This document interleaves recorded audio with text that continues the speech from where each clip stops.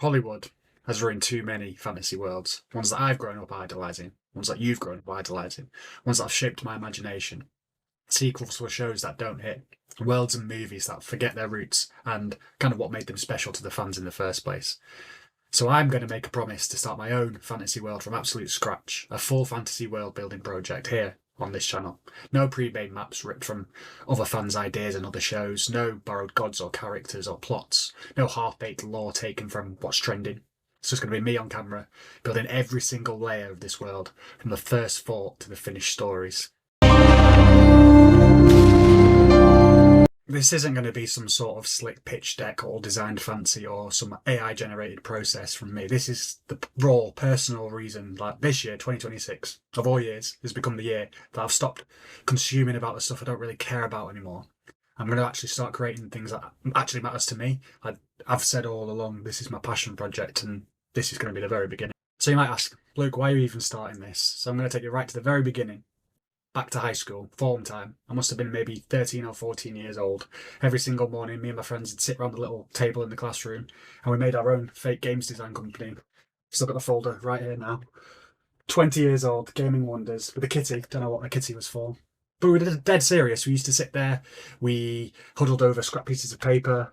Still got some of the designs here now, from maps, characters, games, that we designed, and we thought, this is what we want to do. We designed whole combat systems, we designed missions, we designed the buttons that people would press, the stories, the characters, everything you could think of to do with a game, we kind of attempted to do, but at that age.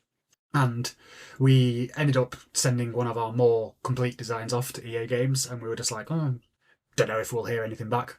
We did hear something back. We got a letter back from the game director, the UK game director, or one of the UK game directors called Matt Birch from EA. And we thought we'd made it. Unfortunately, they wasn't going to make our game, but they gave us some information on kind of what we wanted, what they did at university, what sort of career path to take if you wanted to get into games design. They sent us a few games as well for free. And you know what? We genuinely thought we were the best game designers in the world because of that. 13, 14 years old getting free PlayStation games, it was incredible. There was no way you were telling us guys 13, 14, 15, however old it was a period of time that we hadn't made it, and that wasn't what we were going to go and pursue later down the line. I don't know if any of the other guys did end up pursuing games design. I didn't. I took the safe option. I applied for art-based courses because that's kind of what I felt most comfortable in. I kind of had a history of drawing and stuff like that over the years as a kid, and I did it at college, and that's what I ended up doing at university, and it was kind of my worst choice that I could have done. I wish I had. I did apply for games design course, a foundation one, somewhere within the UK, but I didn't. I went with the safe option, and it was a mistake. All hindsight is 2020. Years later, I can say it, but when I'd graduated, I felt like I hadn't really achieved anything. I did the bare minimum the entirety of the time that I was at university. I took the more traditional route of a university goer back in the 2010s of just partying all the time, unfortunately. Complete waste of time. And there was one instance where I went in my final year to the studio to do some studio time and put some of my work up that I'd done the night before, obviously. And the lecturer asked who I was. That sums up my university career pretty much right there and then. But let's fast forward to 2017. The day I started AnyWorldButOurs, which is obviously what this is all about. It was just a nerdy Instagram initially, doing Star Wars edits, Lord of the Rings characters, movie stills, quotes, and I was getting a bit of a following, just likes on photos that really were just pictures from stills from the movies and stuff like that, artwork that people had done, nothing to do with my own artwork. I was just resharing things that I liked, because back in those days, that's what Instagram was about. It wasn't so much all the polished setup it is now. So after posting all these photos on Instagram and gaining a bit of a following, and I was also playing with Twitter at the same time, X now obviously, and I came across a few guys who had started YouTube. It was the COVID era, so everyone was trying different things. Everyone had a lot of free time, didn't they? And I came across this community, a toy collecting community, which I'm still part of now, as you can see. But one of the guys called Shabby reached out to me and said, you should start your own channel as well, Luke, because I was toying with the idea. I think I'd messaged a few of them kind of saying, what do you think? And to the day I stop YouTube, which will be never, because this is the very beginning again, that I will thank Shabby for giving me the kick up the arse that I did need to start creating. Even though I've had such a long break in between, but you know, if it wasn't for that, I don't know if I would have had the kind of confidence to get going with it in the first place. Even if you was to check my first introduction video I did for this channel, the one from 2020, 2021, I'm not exactly sure. I even mentioned in that video my desire to create my own worlds back then. And I did take a different route. I was started doing reactions and live streams, which I did really enjoy, and I do enjoy doing now to this day. But that wasn't pushing the needle further in kind of what I want to do in terms of creating my own world. So that's changing now. Here's the thing. The big studios just don't care anymore. They actively seem to be butchering the legacies and the characters that we grew up on. I want to talk about this because it's directly the reason I want to build, and I am building something of my own. The Disney Star Wars sequels, for example. Force Awakens did resonate with me at first. It lit that Star Wars itch through me that I thought was missing after so many years. I thought Star Wars was back. I defended Force Awakens. I had a whole mantra at the time, and there was videos still out there of me saying all Star Wars is good Star Wars. This is even after the other sequels as well. I was like, new content after a 20-year drought. It's a blessing. Why wouldn't we want more Star Wars? But as time passed, the cracks seemed to widen more and more the more content that they did make. The Last Jedi, even though they had made better stuff after that, kind of sums up the entirety of the Disney Star Wars era, if you ask me, in my opinion. Like Luke's hermit arc that happened during that contradicts kind of every heroic lesson that we learnt from through the originals. The character kind of had his whole 40-year legacy undone in under 3 hours. The Rise of Skywalker, there was plot holes with more surface area than Jabba the Hutt. Palpatine clones literally came from nowhere. Rey's parentage flip-flop at the end, like, for what other reason than to echo the times? Like, there wasn't really, didn't have any business being there. A lot of people enjoyed it and will stand by it till the death of themselves. But it was just, there was no real need for it to be there at the end of the film. The purpose had been served, the ending of it, but you know. Then there's the Acolyte. Before we get started on this, there is a reason it was never renewed.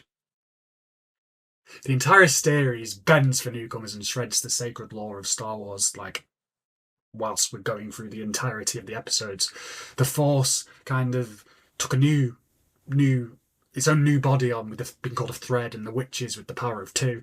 It took decades, generations to build. It had so much potential, the Acolyte, initially. The first kind of introduction to the Sith after thousands of years since the Old Republic, and like the lore in between and all that sort of stuff. And what happened?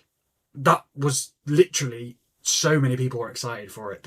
The emerging of the Sith, Palpatine, Plagueis, and that's what we got. That is what we got. Get out of here. Game of Thrones world building as well. Seasons 1 to 6. Perfect, but kind of almost god tier.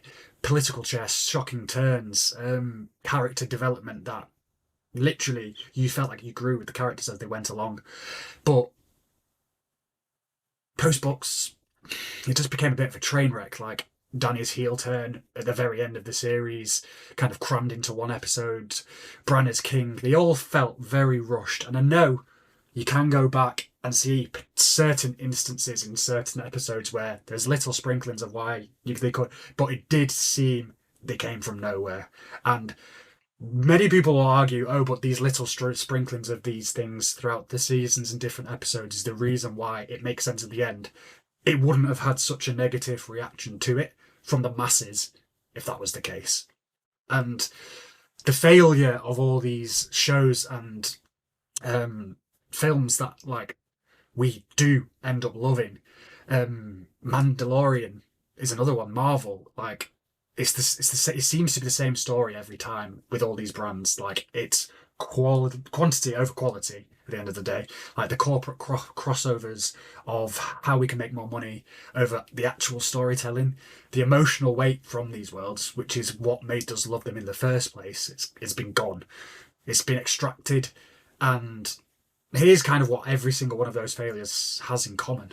They threw away the most important thing, They've stopped trusting the audience, and they've stopped building worlds that kind of earn your investment, and they've started to build worlds and change worlds that we do love by assuming your investment is still there. They're treating the lore within these worlds again, that it can absorb any rewrite, they can force any character they want in there because of an executive decides that's the thing they're going to do. And that's what destroys the trust of fan bases that have been around for decades, generations even. And that's the exact mistake I'm going to be designing against, because I want to stick by my own guns. I will earn the investment of my audience, and I will then treasure it and build from that exact point onwards. If you're still with me, and the fact you are still here with me tells me something, hit subscribe, because what's coming next on this channel is going to be completely different. It's not a promise, it's the blueprint of the entirety of all the worlds that I am going to build, and you're here watching it get drawn. And this is where it begins. Any world but ours, blank slate, world building for beginners and creators alike, but starting where every world does, with a sketch, an idea, a character, a place. But the core rule is connection first, always. Lost, which is my favourite TV show of all time, mastered it. Every survivor flawed, relatable, you cared about the characters before a single mystery about the island was ever unfolded.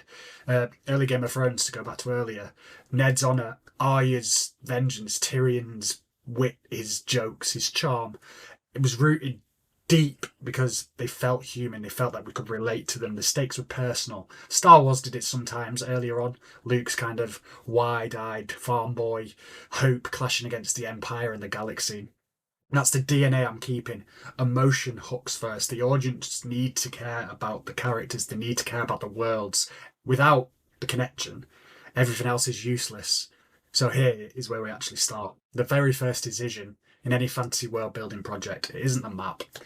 It's not the magic, it's not the cool looking characters, it's the question the world is asking. You know, every great fantasy world is built on a core question.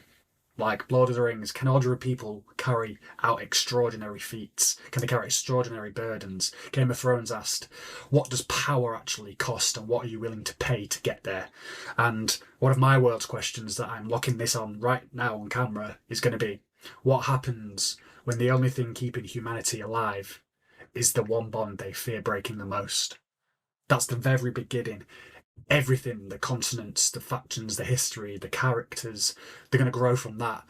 And you're going to watch every single layer get built in real time right here on this channel. This is storytelling from the ground up, completely open. It's a world building series documented live. Every decision is going to be here, public. Raw builds, every sketch line from the drawings that I do, every pivot, every rethink, everything that changed, there's going to be a lot of fails, every epic fail. This is going to be a public diary. I'm not going to hide anything. So what's next? The day one build is going to be next. So do subscribe so you do not miss the very beginning, the genesis, the very start of my whole process for this first world anyway.